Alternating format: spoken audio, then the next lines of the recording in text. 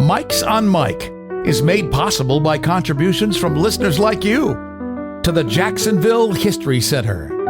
One city, many stories. Online at jackshistory.org.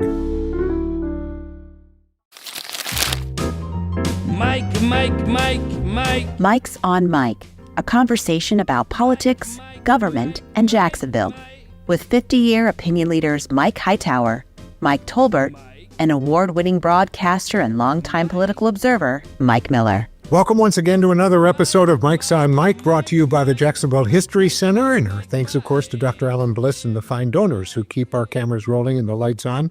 Today, Mike's on Mike is on location again. All three of us are here at the offices of Gate Petroleum because we're talking with former Mayor John Peyton about the state of city's finances. That includes, by the way, asking the former mayor about municipal finance reform and what he believes is critical to Jacksonville's future.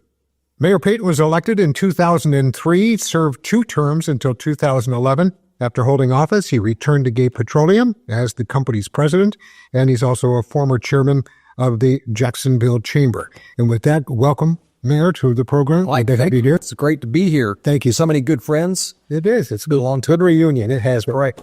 Mr. Tolbert, kick it off for us, please. Be glad to. John, before we talk about what you think should be done for the future of Jacksonville, well, talk to us a little bit about the state of the finances right now in 2025 as you see it, right? The city's finances.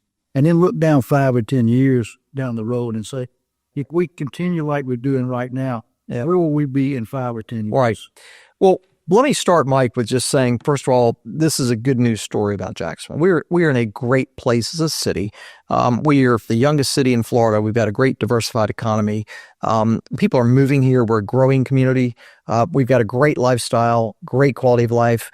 And I think our future is very bright. I think the challenge we have is funding the visions, the bold visions we have for what we think a great city should have. And so as we look at what's happening on the revenue side, we need to be just more attentive because we have some very aggressive plans. We have a $1 billion stadium that I think should be built. I think we're all supporting that notion.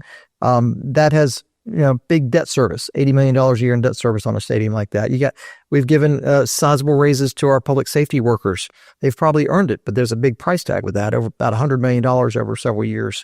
That's reoccurring. We need a jail. Our jail is overcrowded. It's in the wrong place. University of Florida looks like it's going to be consuming the convention center. We probably want to think about whether we want to have a convention center. And by the way, the price tag on University of Florida is, I think, $100 million. Matching private sector money and state money. So there's just, the community benefit agreement alone was $150 million, matching that with Shad Khan's $150 million. So these are all projects I think the community rallied behind. We think it's part of a great city, but you can't keep talking about expenses without talking about revenue. And so, as someone who's spent 8 years of my life at City Hall and I'm not an expert on city finances, but I am more than just a casual observer. And I think my experience has been that the community, when given the options of what our options are and what we should do, they usually land in the right place. And that is, look, our city's a great place. It's we got a bright future, and it's worthy of investment. There's a lot of evidence about what you just said. If you take recent referendums, even back getting rid of tolls and had to increase the tax to do that, there's evidence over and over and over again. If you make the case, better Jacksonville plan. Right. If you make the case to the people and tell them why it's needed, you usually win those votes. Mike, you served as my senior advisor on my campaign, but every other mayor, I think, since consolidation. This community loves their mayor. They like to be led, and it goes back to the Renaissance plan about Austin, the Better Jacksonville plan of John Delaney. Certainly, Missouri got rid of tolls, and with a 0.5-cent sales tax. We proposed Jacksonville Journey. So the community, and we also put in 3 fees and raised millage rate during a financial crisis. So I think it requires a bold vision of fundamentally sound financing and also the dreams that we have for what the city can be. And again, this is a good news story. This is what you refer to, Mike, as a problem of success. we have a lot of great things happening. We need to rise to the occasion. There are 1,000 people a day moving to Florida. About 100 of them are coming to Northeast Florida. We need to make sure our roads are adequately designed and built to accommodate the growth. So our lifestyle and our quality of life is not diminished while we experience success economically in our community. John, just to pick up on what you're saying, why Jacksonville loves Mayor, before I get into my question, I'm thinking about the time when we all worked together and Mike worked with you. One of the things that our good friend Mr. Tolbert used to say is you can never over-communicate more with the voter. If you tell them what you're doing, they'll follow. But you got to communicate. But got to communicate, and I think I think we have a mayor who is a good communicator, and I think she has a lot of energy, and she's in the job for the right reasons, and I'm encouraged by that because you really have to connect with the voters to sell a vision, because a lot of times the things that need to be done are not necessarily politically expedient. They're difficult, but they're the right thing to do.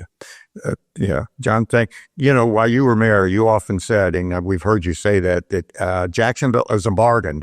Why is that? And is being a bargain a good thing? Yeah, right. So if you look at our charts, I travel around town with charts and share these charts. But if you look at almost by any measurement of how we stack up against the cities we compete against, we are a really good deal. Florida is a great state for taxation. We have no state income tax. But then you look at Jacksonville, our millage rate is lower than Tampa or Orlando, the cities that are most comparable to us. Even cities like Charlotte, they are doing more with fees. They're doing more with property tax, doing more with sales tax, and they have taxing districts, and many of them. And listen, I'm not just pro, tax everything, but I think you can be strategic about it. You don't do it drastically. You do it incrementally, and you just try to raise things so you get a better quality of life. The garbage fee is a good example. It costs about $1 a day to get the garbage hauled away from your home. That's not huge money to the taxpayer. But when we combine all those dollars, it's tens of millions of dollars. It's a bondable revenue source, and that could basically fund something bold and visionary that could improve our quality of life. So, recently I was advocating with the council to let's get the garbage fee adjusted to what it costs so we can free up those dollars to do things that really can change our lives and with roads and jails and better parks. So I think there's a way to do it. And but you can still be the low cost provider and raise at the same time, because we're so much cheaper than many of the cities we compete with that we can still go up a bit and still be the cheapest. So I don't think, we need to be cheaper by 30% or 40%, just be cheaper by 5% or 10%. Be the low cost provider in your services, but also protect the quality of life. And the beauty of local government is you can see it. You can see where the money's going. You can get in your car and you can drive there and you can see what's being done. Unlike state and federal, you get what you pay for, and there's true accountability. I mean, as mayor, I'd go to the grocery store, I'd hear about it. If someone had a problem, you'd hear about it. Council members can be reached. There's a lot of interaction, and you don't get clouded or fogged by special interest in local government. Special interest really kind of calls the shots, both at state and federal, because they've got a lot of resources to campaign against whatever you're trying to do. So local government is probably the purest form, the most accountable form, and you can see what you're doing. And I think you get what you pay for. And, I had two boys that played soccer, and I was just always amazed when we travel how great the soccer fields were in every other county. And we come back here and we're playing on dirt and there are potholes. And I'm like, you get what you pay for. And I think the folks we have at City Hall and a lot of these departments are really great people. They do the best they can with the resources they have. But when you look at our park spending, and I hope you put up that graph, our park spending is minuscule compared to cities we compete with. And that's not including that we have the largest urban park system in the United States of America. How great would it be to be able to get that number up to where we're taking better care of our parks? We have more programming for kids, particularly at-risk youth in areas where they need activities.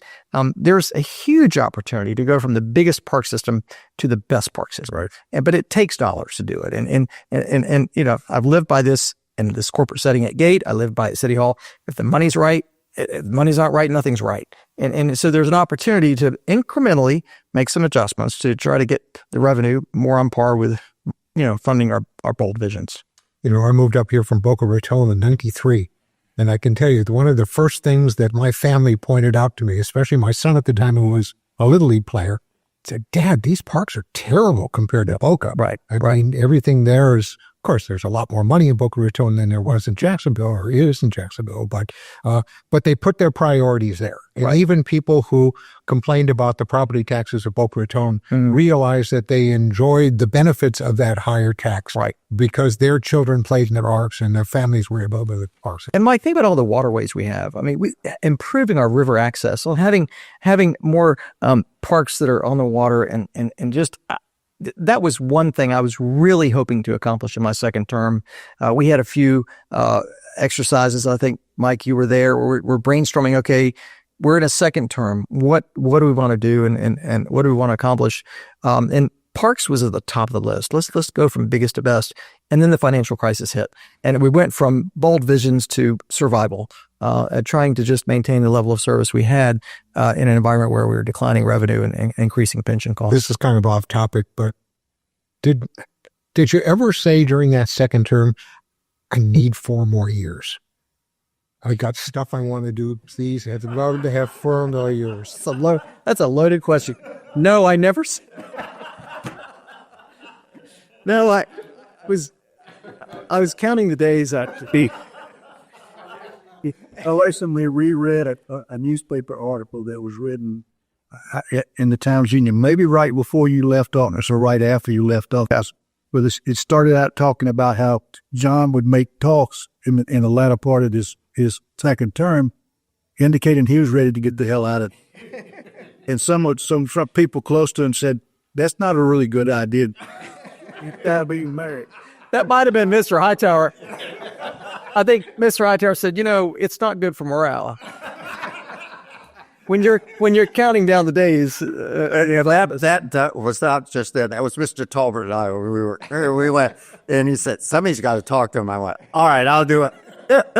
Let me go back to the garbage fee for just a moment. I'm not sure how many of our viewers or listeners knew this, but John was very active in helping get the garbage fee passed by City Council. I think the word is courageous. Pardon me? Courageous. And courageous. And he did this in his role at the Civic Council, which endorsed that project. I wondered, what kind of a reception did you get from City Council, particularly from the 7 that didn't vote in favor of this? Listen, I was thrilled we got the number of votes we got. We got 12. We only needed 10. Right. And I think we could have even gotten more if we'd had a little more time. My sense is that most people take office because they want to make their communities better. And that's and I think we have a really sound argument here that, look, every city in America has a garbage fee. Atlantic Beach, Neptune Beach, Jacksonville Beach are paying garbage fee.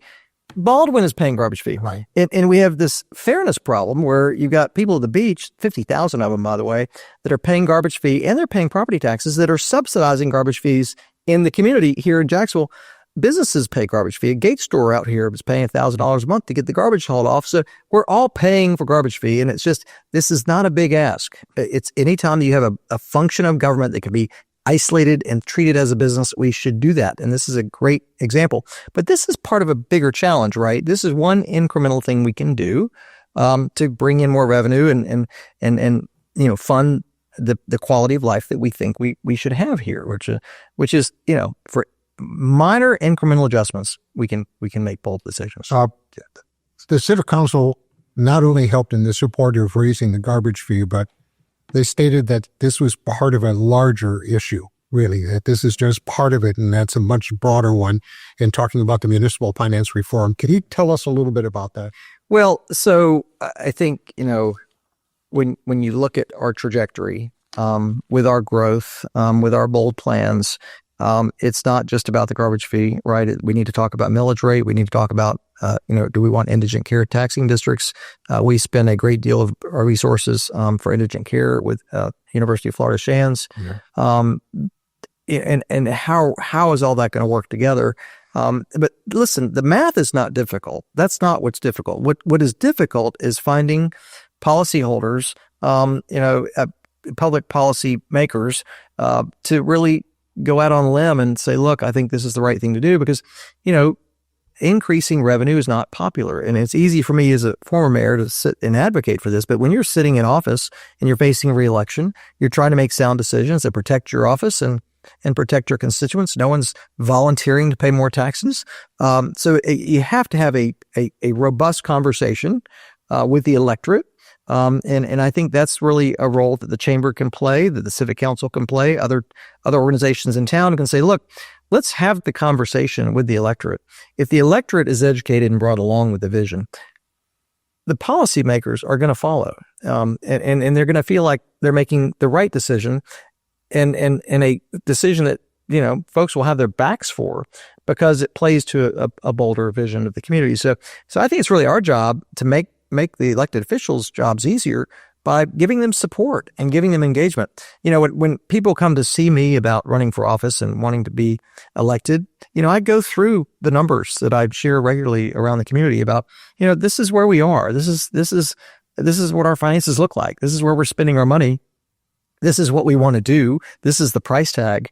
And just ask them, please don't make a tax pledge. Keep all of our options open. There may be something that comes along that is really game changing for our community that we want to invest in, but it takes resources. So it's, but listen, I'm sympathetic for those that are in office.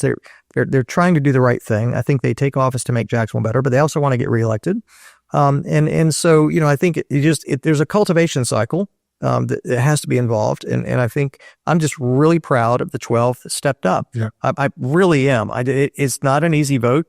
I think it was a shrewd political vote because this is one issue that has the Chamber of Commerce behind it. It has the Civic Council behind it. I think the folks that are paying attention, and many of them are check writers for campaigns, they know who's playing politics and who's trying to do the right thing. And we had 12 very courageous folks that stepped up. And I'm very proud of them. Follow up on this a little bit. Yeah. I mean, you're living evidence of this. It takes a little bit of political courage to raise taxes and raise fees. It takes a lot, in fact, especially now. Well, when you were mayor in your second term, you raised the property tax the first time in 20 years, 2 decades. You raised the garbage fee. Created the garbage fee. And stormwater. And franchise fee. That was to get to Mike. You were at the JEA at the time. I think we didn't get out. I wanted to get more out of you. Yeah. And he did. My question is, what the hell were you thinking?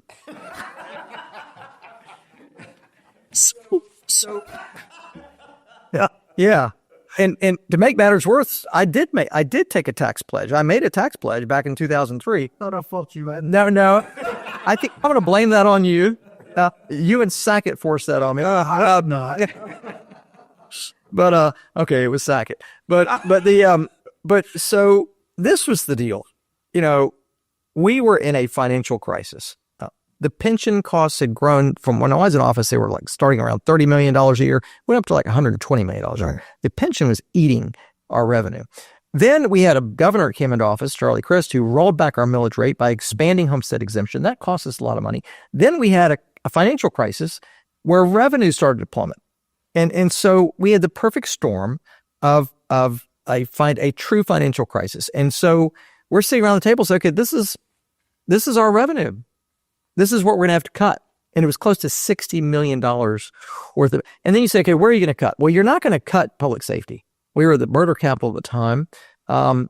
They have huge popular political support, but they're the right people. You don't want to cut that. You don't want to cut your fire and rescue. You don't want to reduce your response times. So that's 60% of your budget.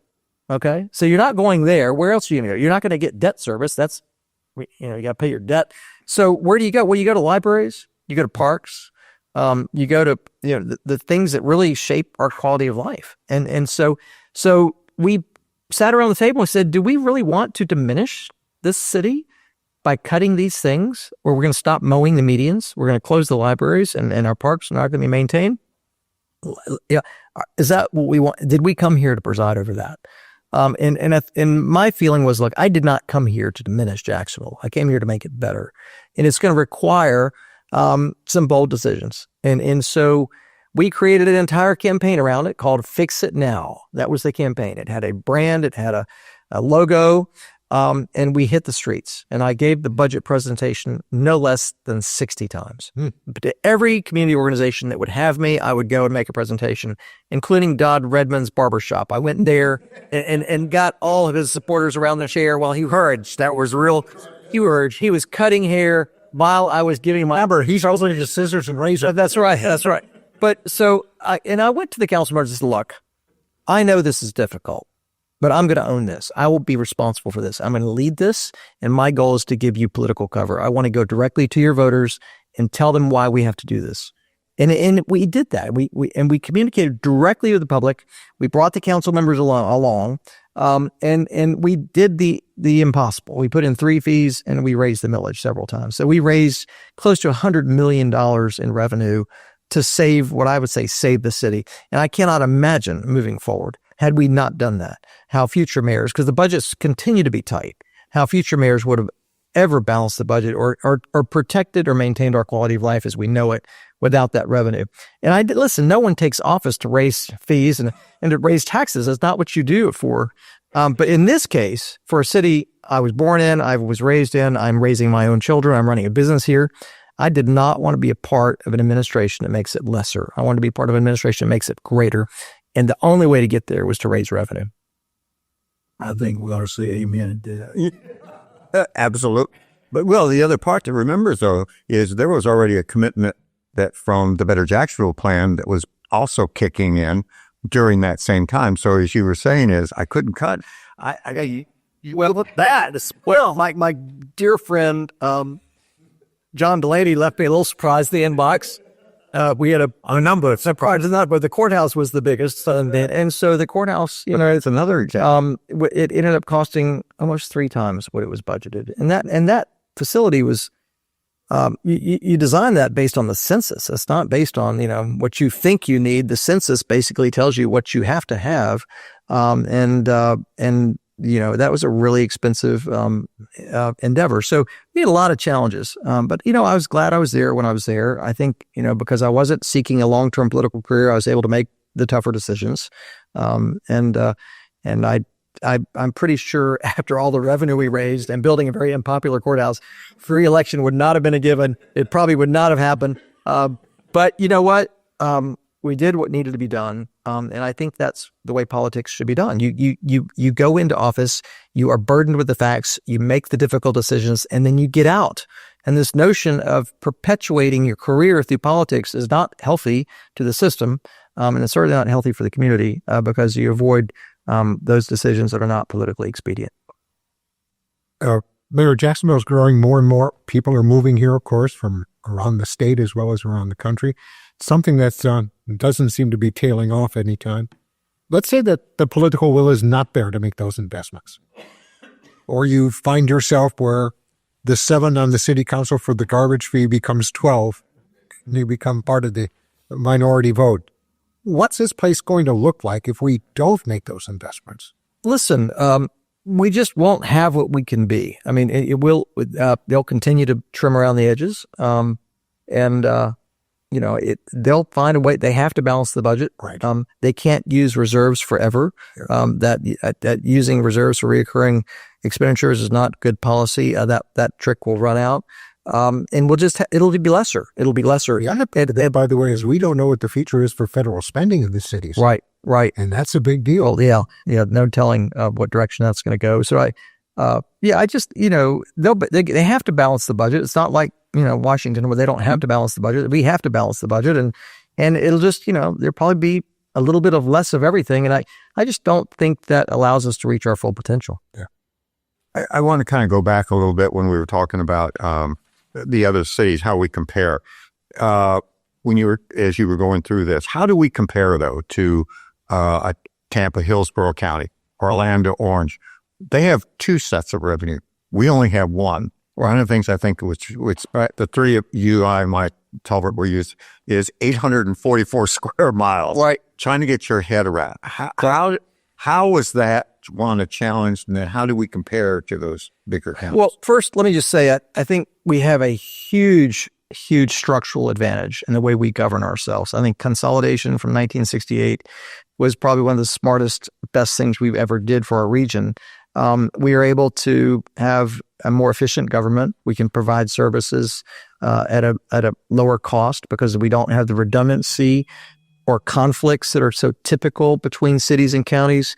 I think we're the envy of most cities and counties in the country, quite frankly, and we should be proud of that bold decision to consolidate in 1968. But, the Civic Council has done a really great job of really trying to create an apples-to-apples comparison because our government is unique in the way we're organized. But taking, the cities and counties of both Orlando and Tampa and saying, okay, let's siphon it down and see how we measure up. And if you look at the charts the Civic Council's produced, which is very, very helpful, I think the benchmarking is really important. You see that we're just woefully underfunded. We're underfunded in public safety, fire and rescue, parks, economic development, indigent care, at-risk youth. Almost everything you break down, our per spending per square mile on transportation is anemic compared to what these other cities are spending. And when you look at those graphs, and I'm in business, and I want to know where I am in the terrain. And I think we should know where our city is in the terrain. How are we doing? We are competing for economic opportunity. We're competing for better lifestyle. We're also competing to deliver services as efficiently as we can.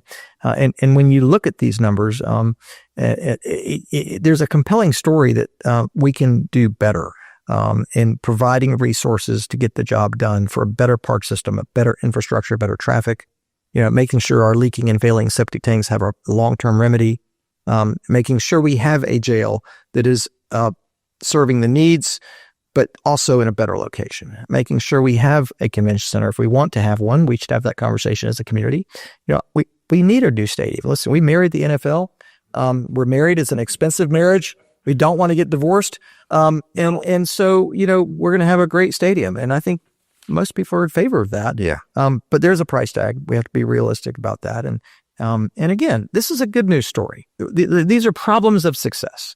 We're blessed to be one of 32 teams in the country with the NFL franchise. We're blessed to live in a part of the country where everyone wants to be. Strong economy, great lifestyle. So let's just make sure we rise to the occasion, and let's not defund our community and sacrifice our potential because we don't have the revenue to meet the bold visions. John, you've done a marvelous job explaining this. Now it's up to us to put it together so people out there. Okay. Want to once again thank Mayor John Peyton for joining us this afternoon. Thank you very much for listening to us as well. Next week, speaking of the Civic Council, their new CEO, Dennis Whittle, is going to be joining us here, and we're going to be talking to him about their future and how they see the city of Jacksonville and how they plan to help in many of the things that Mayor Peyton just talked to us about. Thank you all for joining us. Please join us on your favorite podcast platform, and we'll see you all again next week. Take care. Mike's on Mike with Mike Tolbert, Mike Hightower, and Mike Miller can be found on your favorite podcasting platform, Facebook, and YouTube. Visit the website at mikesonmike.com. Join us next time for more conversation with Mike's on Mike.